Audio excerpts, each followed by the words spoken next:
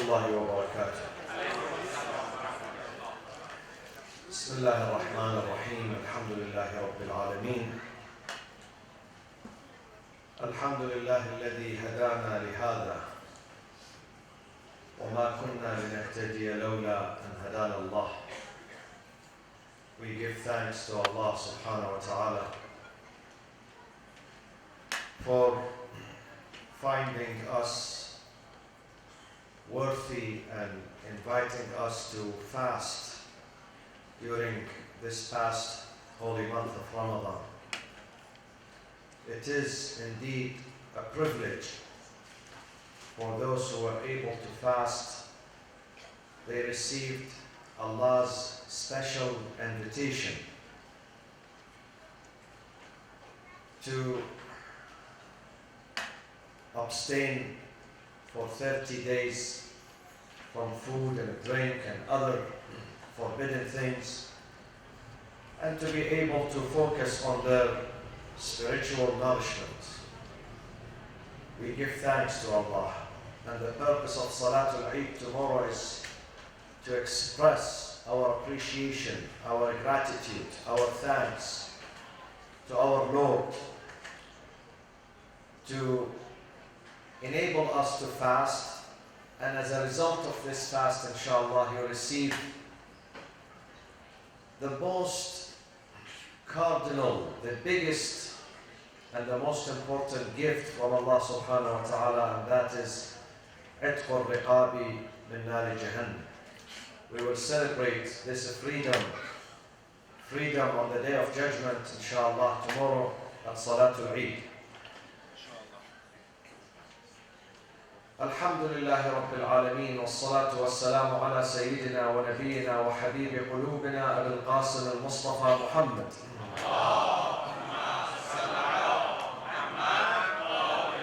وعلى أهل بيته الطيبين الطاهرين المعصومين المنتجبين الذين أذهب الله عنهم الرجس وطهرهم تطهيرا.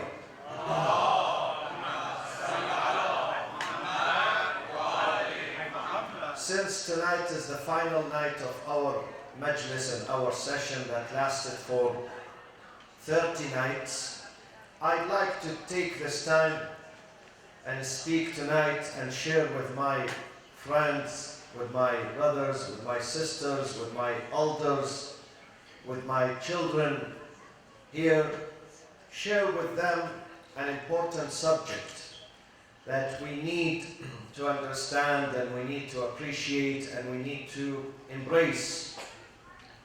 And that is Adabul Masjid.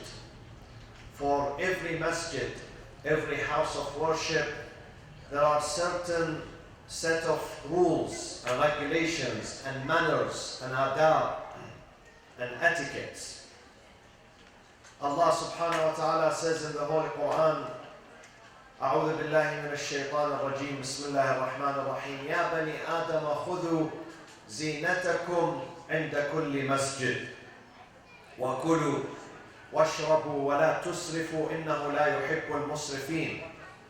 The first thing that we learn when we go to a masjid, what do you expect? Ask yourself, my sister, my brother, when you start driving your car and head to the masjid, leaving your house, your business, whether it is Thursday night, whether it is Friday prayers, other nights during the month of Ramadan, other occasions, what do we expect? Definitely we expect something. When you spend time on the freeway, you spend gas, you spend money, energy, to come to the masjid in return.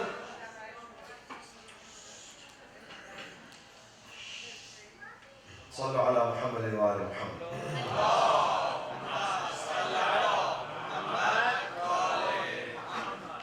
You expect something in return when you come to the house of God.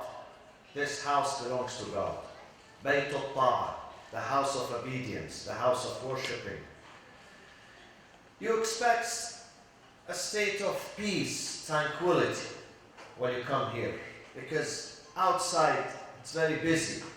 Outside sometimes it's very disturbing life around us, with things that you see, even when you watch the news nowadays, it's very, very disturbing, very disappointing, very disheartening. So when we come to the mosque, in return, we need some peace here. We need real peace.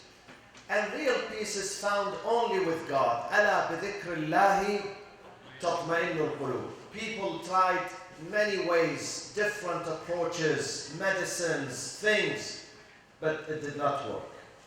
If you seek real peace, real tranquility, inner peace, بذكر الله. الذين آمنوا وتطمئن قلوبهم بذكر الله. ألا بذكر الله تطمئن القلوب. So we come here to find some peace from this disturbing world that we have around us. So in the masjid, in return, we have to give to the masjid. How we are supposed to behave? Number one, in the masjid, we have to take care of the nadafa, the cleanliness of the masjid. The masjid itself and the inhabitants, the people who come to the masjid, the worshippers, people who establish the prayers. خُذُوا زِينَتَكُمْ عِنْدَ كُلِّ masjid. When you go to the masjid, go with beauty. Be clean, physically clean, morally clean. Your dress, what you wear. خُذُوا زِينَتَكُمْ عِنْدَ كُلِّ masjid. But this attraction and this beauty should be also conservative. The things that you wear, it has to be conservative in the masjid. You have to smell good. The masjid has to smell good. Masjid is house of Allah. The same thing that we wish for our bedrooms and our homes, we have to wish for the masjid. So we have to take care of the nadafa of the masjid. If the masjid is not clean, you are not going to enjoy peace. Peace would not be there. You know who brings peace to the mosque? The angels. Now, in this masjid and in other masajid that have been based on piety, لَمَسْجِدٌ أُسِّسَ عَلَى التَّقْوَى مِنْ أَوَّلِ يَوْمٍ. Not only human beings come to the masjid, angels also come to the masjid here to greet you. They come here to greet you. So, but if the masjid smells bad, they would not go there. This is the hadith of the Prophet ﷺ. If the masjid does not look good, they would not go there. If the masjid is not clean, they would not go there. If people in the masjid are fighting with each other, the atmosphere is not peaceful, they would not go there. So try, when you come to the masjid, come in your best condition in terms of your clothing, your appearance, and your smell, and most importantly, your akhlaq, the manners. Masjid is not an arena for conflicts, for fighting. Few nights ago, I met someone and I said to him, I don't see you at the mosque anymore. He says, I'm not going to go to any mosque. I don't like mosques. I said, why? This is the month of Ramadan. What happened? He says, because there are bad people in the mosque. I said, no. How do you say that? He said, yes. Someone who did this and this and this. I said, in the mosque, maybe 2,000 people go. If someone did something wrong to you, you boycott the mosque. You say, I don't go to the whole mosque. This is not right. This is not right, my friends. So we should not make the masjid, the mosque, the Islamic center, a place for our quarreling, our disputes, our conflicts. We leave them outside, not in the masjid. The masjid is the center of forgiveness, the center of togetherness, understanding, care, respect. So when we come, we have to come not only with a clean dress, but also with beautiful akhlaq, with a smile. We come here to greet each other, to forgive each other, to shake hands with each other, to say taqabbal Allah ta'ala from each other. This is the message of masjid. Masjid is a clinic, spiritual clinic, for the nafs, for the soul. And we have, when we leave the masjid, We have to feel that we are more healthy. We are better off when we leave the masjid. This is how the spirit of the masjid should look. This is how you should genuinely feel when you come to the masjid. And suppose there are one or two people who don't observe these rules, these manners, these adab. It's not a big deal. We can talk to them nicely. Rather than not coming to the mosque, depriving yourself from the mosque, from this spiritual clinic, sitting at home or going elsewhere. What do you find elsewhere? Tell me. If you don't come to the mosque in Ramadan, where do you go? You go to a restaurant. You go to a family gathering. You go to a movie theater. Where do you go? Where else do you go? What is the alternative to the mosque? They are not good alternatives. They would not get you close to Allah. Those who come to the masjid, they're going to score points here. It is good for them. They're going to benefit. You're going to see when you bring your children, maybe in 1 or 2 nights you don't see immediate benefit. In the long term, long run, definitely you're going to see the benefit of bringing your family, your children. When your children are raised in the masjid, they are safe. You don't worry about them. They are safe. You don't worry about their future. This is how many of you were raised by your parents, because they took you to the majalis, to the Husayniyah, to the Islamic Center, to the local mosque. You started loving the prayers, Ramadan, you feel the spirit of Ramadan. Do you know, the other day, I mentioned this some time ago. It was about maybe 24th or 25th of Ramadan, towards the end of Ramadan. Someone called and he asked, when does Ramadan begin? Ramadan was ending, 25th of Ramadan, and he's asking, when does Ramadan begin? You know.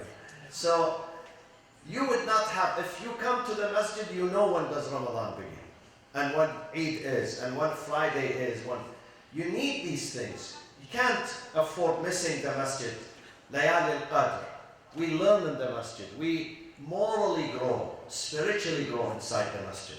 So this is the second thing, that when we come here, inshallah, we come not only with cleanliness, and I always say, we should not allow our homes to be more attractive and cleaner than the masjid. That's not acceptable. Your homes are number one, I've seen them. Some of them are like in museums. You have to treat the masjid the same. The same. This is your house. This house belongs to God.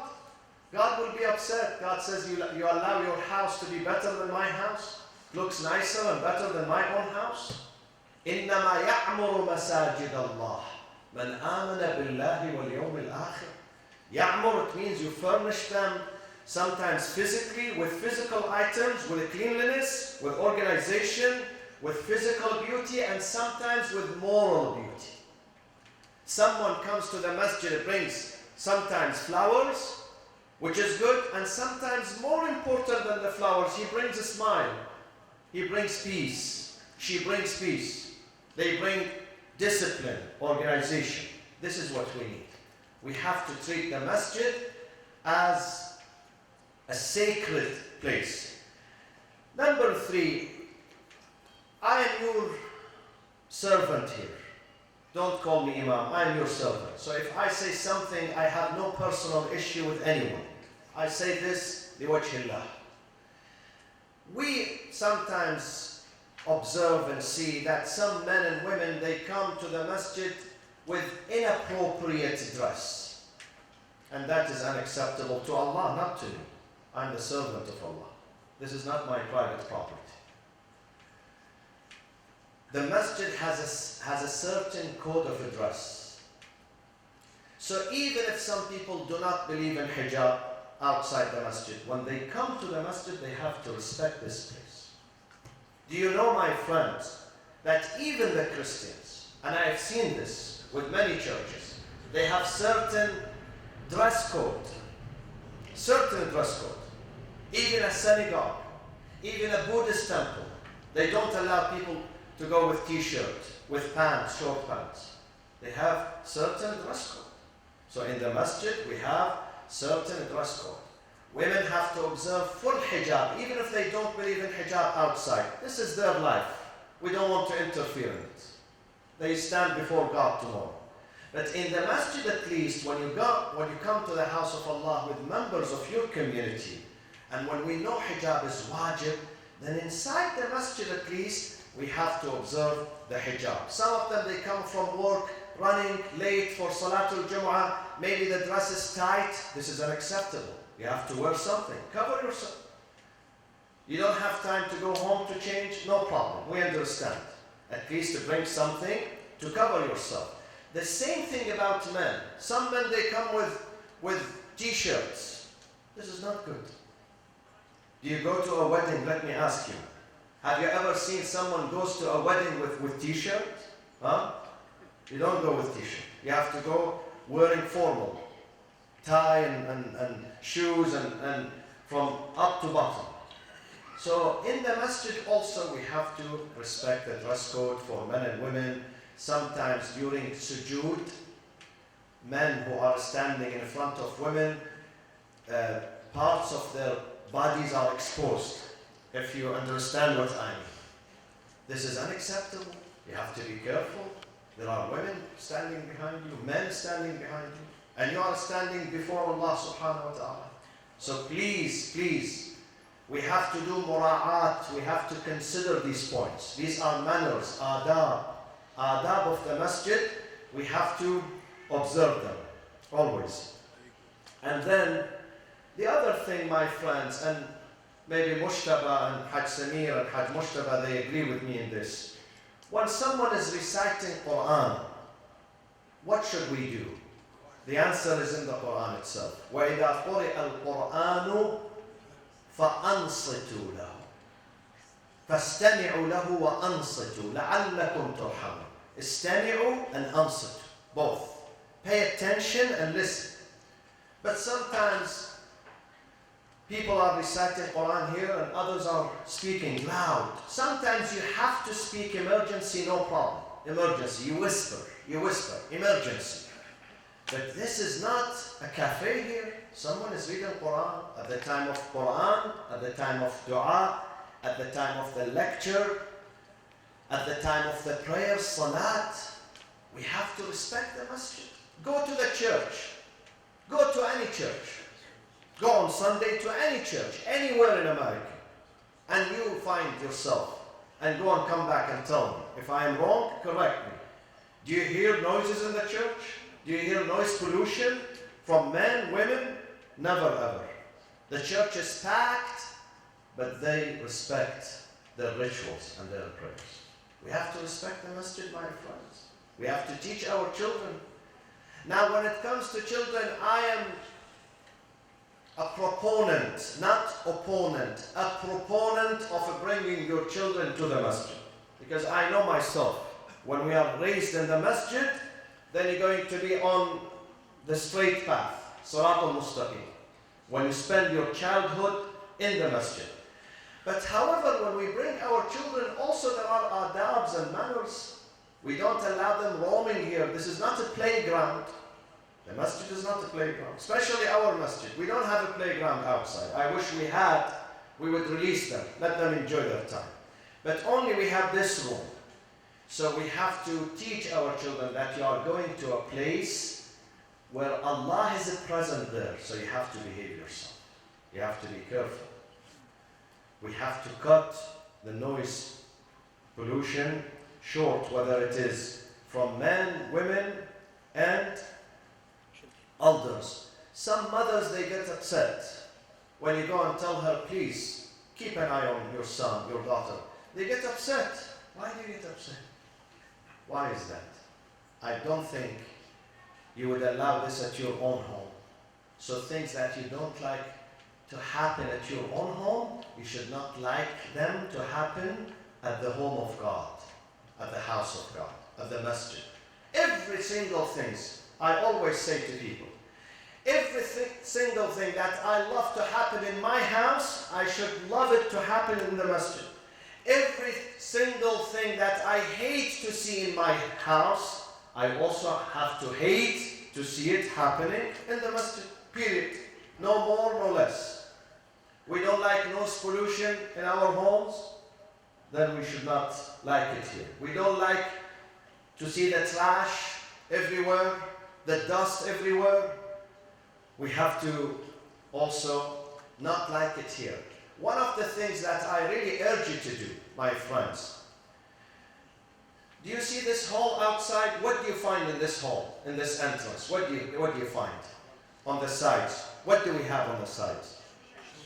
Shura. Do you know some people, they don't see the shura? They've been coming for 15 years and they don't notice it. Always their shoes are on the floor. This is unacceptable, my friends. This is unacceptable. I am your servant here. I am reminding myself. Don't leave it on the floor. Even if you see your son, your husband leaving his shoes on the floor, pick it, tell him, this is the last time I am doing it for you. Next time, you will do it. This is unacceptable. Organization is beautiful. Nazm amrikum. Muslims have to learn organization, nazm in their life. Muslims are chaotic, I'm telling you. Muslims are chaotic. If you want to see go to Islamic centers and more importantly, go to Hajj. Go to Hajj and you will find out. So we have to learn this. At least we live in America, in a modern society. Our children go to the best universities here. So our Islamic center has to be the best in manners, the best in akhlaq, the best in production, the best in brotherhood, sisterhood, and also the best in cleanliness. And then also inside the masjid, the chairs has to be put in a nice way, in a nice way. One day the Prophet was burying someone in Baqi'. He was burying with his own hands. So when he puts that Sahabi in the grave, then he takes the bricks one by one and he puts them above each other very neatly, nicely. Someone said to him, Ya Rasulullah, this guy is dead. You can put the bricks, in an Arabic way, The Prophet said, no, even if this is a grave and we're going to pour the dirt upon these bricks, Allah loves for the brick to be put in an order, in a nice order. In a nice order. So, in the masjid has to be a museum of art. A museum of art. So when someone comes, he says, Muslims are civilized because I see the way they sit. I see the way they stand. The same thing when we use bathrooms here. The bathrooms have to be clean. It's a pity that I go to churches and I use the bathroom sometimes, and sometimes you wish to take a nap in the bathroom on the floor. Believe me, so clean. Why the Muslims are not learning? Why we are not learning? What's wrong with us? What's wrong with us? Why don't we learn these things from others? So, the bathrooms have to be clean. Teach yourself, your children, when they do wudu, to take care to dry the sink around them and to conserve on water when they do wudu. These things, we do them at home. So why we don't do them at the masjid?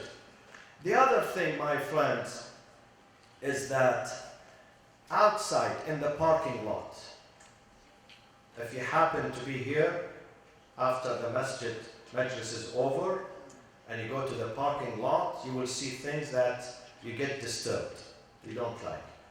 And imagine our masjid is in a business center here. Early at 6 a.m. in the morning, some of these businesses, they begin their work. And most of them are non-Muslims. And they know there is a masjid here.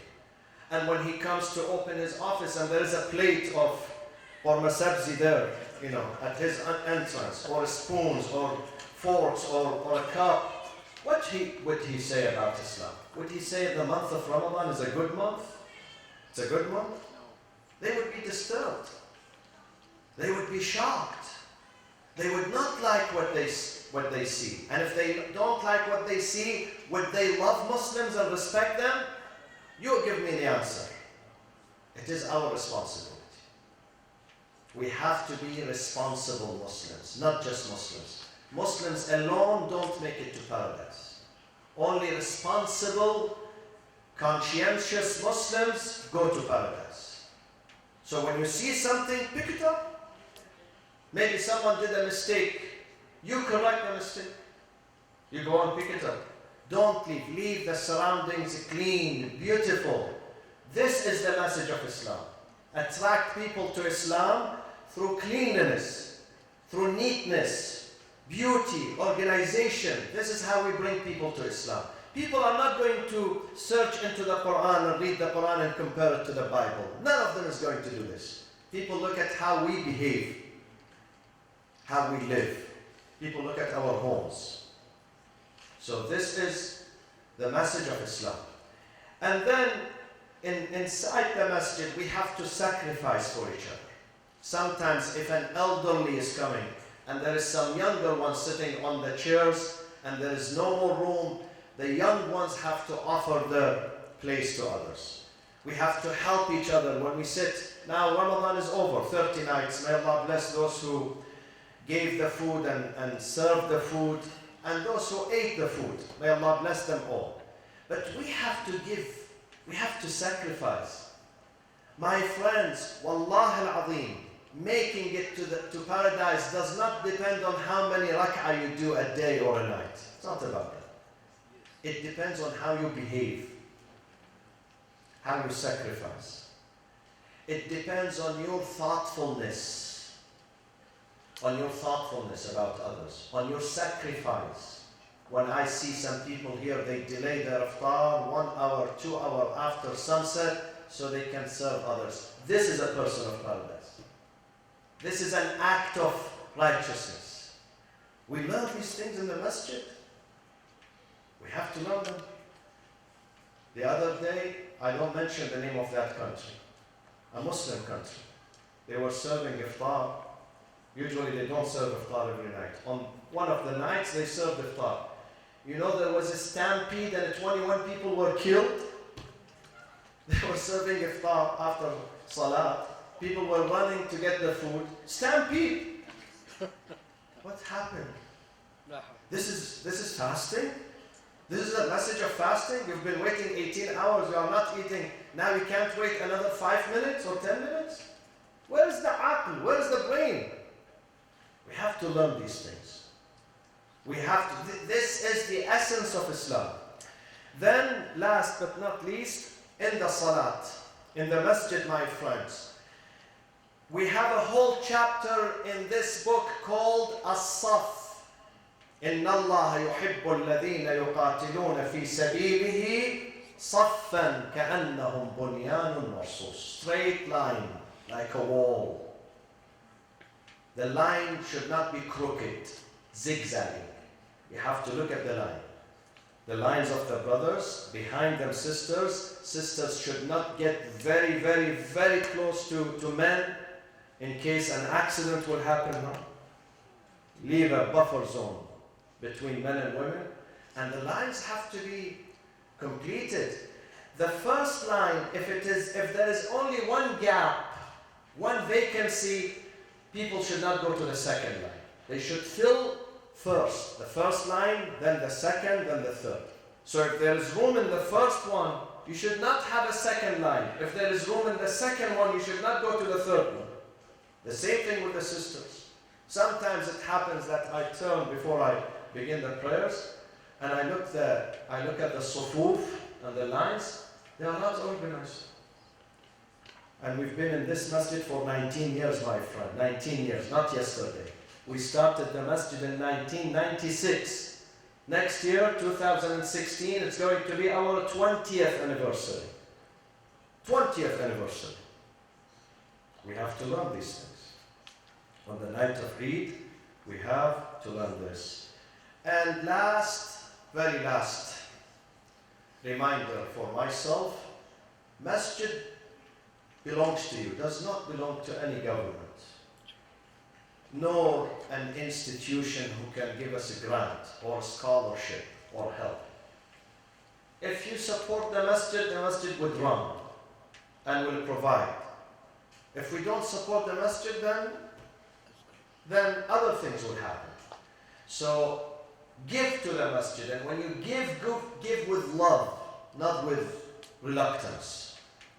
When you give, let's give with love.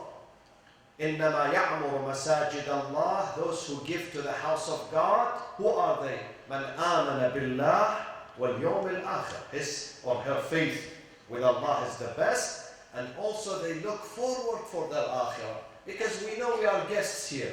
If I give $100, $200, $300, I know I'm not going to take this money with me.